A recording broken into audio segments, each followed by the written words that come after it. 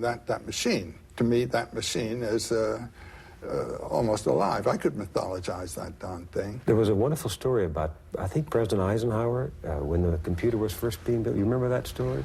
Eisenhower went into a room full of computers, and he puts the question to these machines, is there a God? And they all start up, and there's all those lights flashing and wheels turning and things like that. And after about 10 minutes of that kind of thing, a voice comes forth, and the voice says, now there is. Well, I bought this wonderful machine, IBM machine, and it's there. And I'm rather an authority on God, so I identified the God, and it seems to me an Old Testament God with a lot of rules and no mercy. It's unforgiving. You catch you picking up sticks on Saturday, and you're out, that's all. But isn't it possible to develop toward the computer you're wrestling with at this very moment?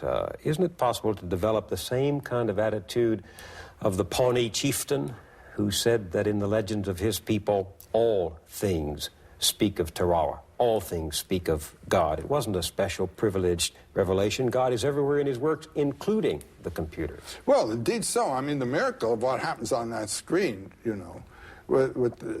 Have you ever looked inside one of those things? No. You can't believe it. It's a whole hierarchy of angels, all on slats. And those little tubes, those are miracles. Those are miracles. They are. One can feel a sense of awe. Well, I've had a revelation from my computer about mythology, though. You buy a certain software, and there's a whole set of signals that lead to the achievement of your aim, you know?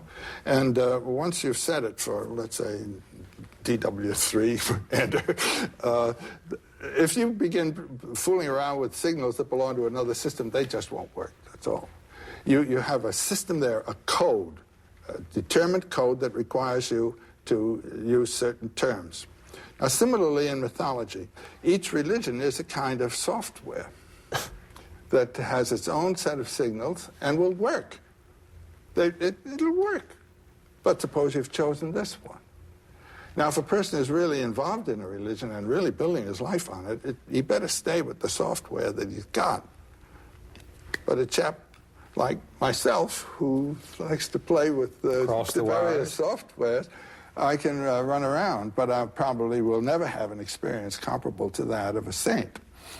But do you think that the machine is inventing new myths for us, or that we with the machine are inventing new myths? Is the machine becoming... No.